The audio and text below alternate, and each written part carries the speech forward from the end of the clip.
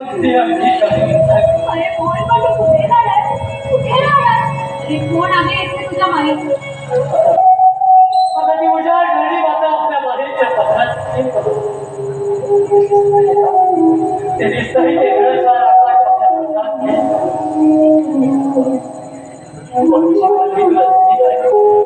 ते घर सोडून मी कायम तत्पर चालू फोन करायला मला पण सावकाश सावकाश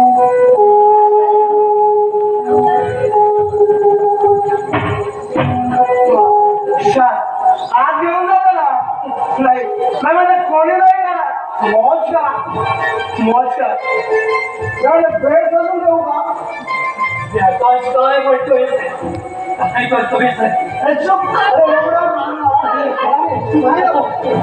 पाय तुटलाय माझा आता तू या तुझं का मारताय तुम्ही त्याला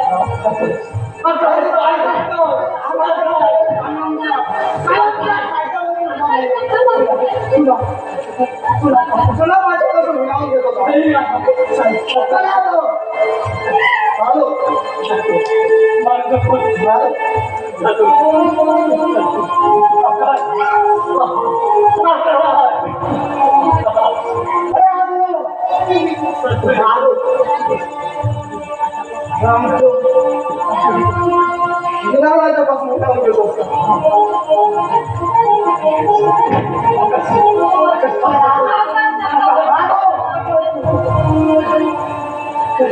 तुला त्याच्यामध्ये रासलीला खेळायची माहिती का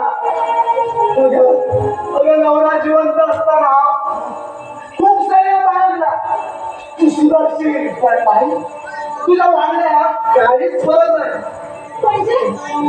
पण आता हो पण काय म्हणायचंय का तुम्हाला तू माझी झालीस पण बघा मात्र त्या वंचित राहिली पण आता तुझा जगून काहीच उपयोग नाही काय करायचं ठरवलं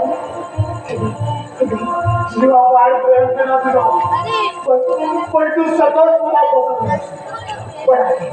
पण आता आता तुझा जगून काहीच उपयोग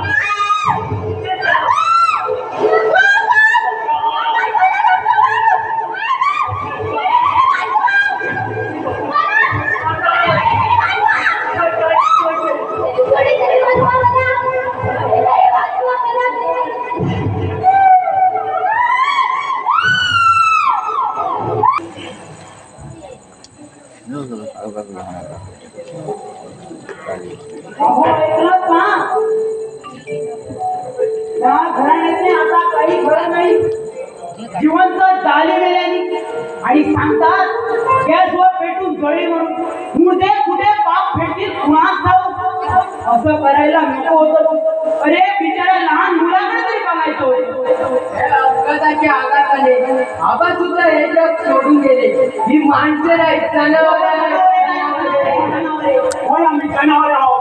जंगली जनावरे तुम्हाला सुद्धा आता ठार मारणार. काळ्या टोंबड्यांना झाली का टोंबडेगिरी करू आता संपूर्ण पुणेशहरात धिंगाणा पेटव. या दिनानाथ काकाजीने आपल्या असलेला चाल मागे बनवून पण त्याला टाळी आकाशने आणि आणि सारं घडता ही मोहन मन घडतं.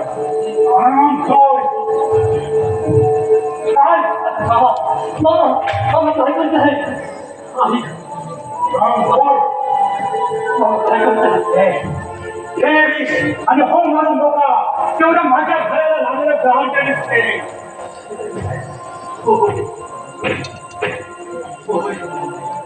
माझं ग्रहण सगळ्यांनाच लागेल. लहानपणीच झाली तर तेव्हा संपूर्ण जगाने मला झेड घातलं. अरे खरंच कमी जन्मले होतो. अरे परमेश्वरा मला जन्माला तरी का घातलंस? अरे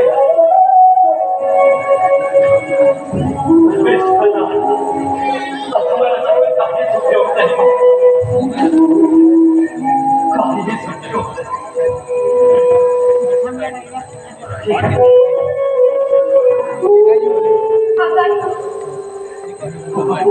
आकाश तू स्वतःला दोष देऊ नकोस आकाश.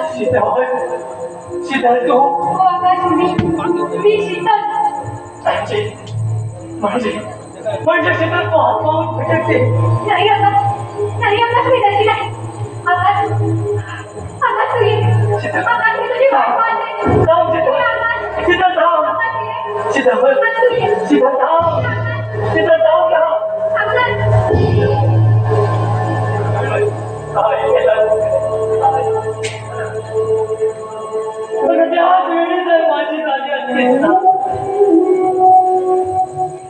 हा प्रसंग आला सत्संग आला.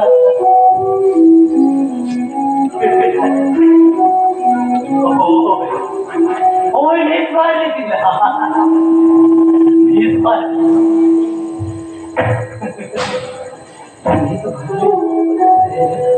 मीच मारली तिला. ती भाव माझ्या ती भाव माझ्या अभावी बारा भरून उडून जाते. थांबा मला सुद्धा अरे नाश वर्ग देवांचे आजपर्यंत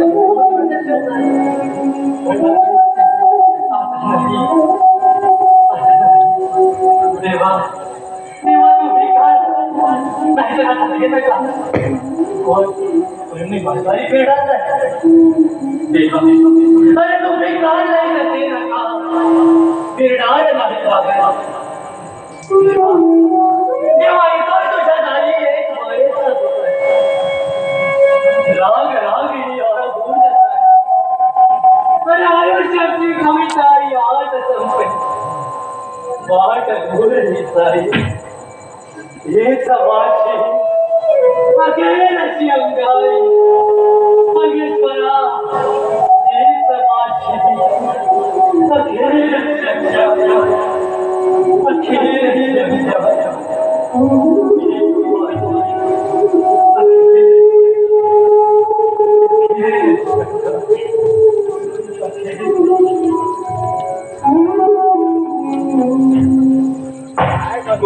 तू जायला हरमखोर. मीच साडी दिला तर आपल्या बेडली शोधायला गेले. कोवळ्या कातडीचा हाड जोडलेल्या झाल्या विषाने तिने मला जखमी केला होता. अरे मी जिवंत असताना तिच्या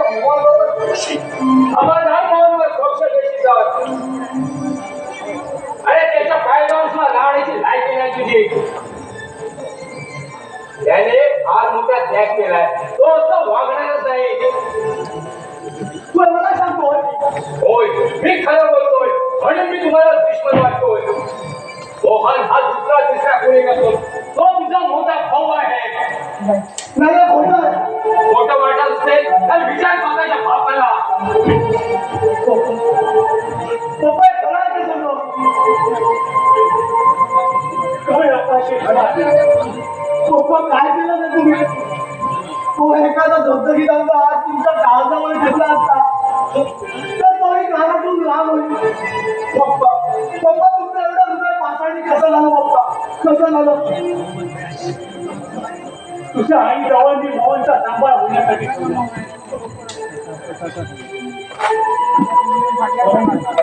पण तिनं तुझ्याबद्दल मला इतकं मजबूत घडलं की मला त्याला पाहिल्यावर राग यायचा. तू जन्मल्यावर आल्यावर तो आणखी वाढला आणि तुझ्या आईने मोहनला बहिणीचा मुलगा मानला. पप्पा तुम्ही असं कसं वाढलं पप्पा? हो तुमच्या सांगण्यामुळे मी मोहन दादावर संशय घेतला आणि शीतललाही गमावून बसलो. हो या ती हाताने मारलं मी त्याला. हो पण दुश्मन सुद्धा देणार नाही. एवढे कसके दिले की त्याच्या मुद्द्याला. पण आता नाही, आता मोहन दादाला त्याची खरी दादा दादा कुठे आहेस तू दादा? दादा कुठे आहे? अरे तू माझे बळे उघडले.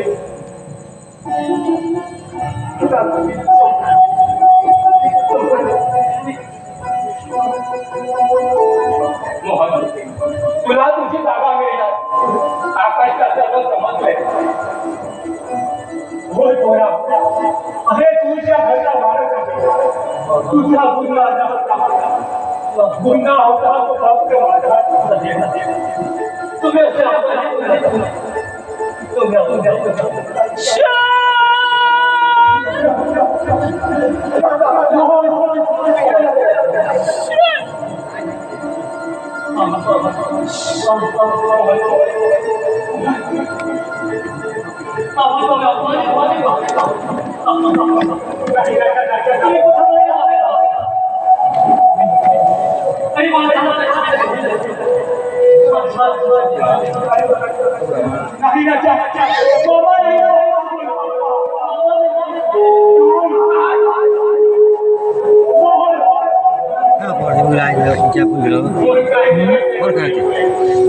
फोन करून नाही मी लागलं ना घरी होते पण लागलं नाही.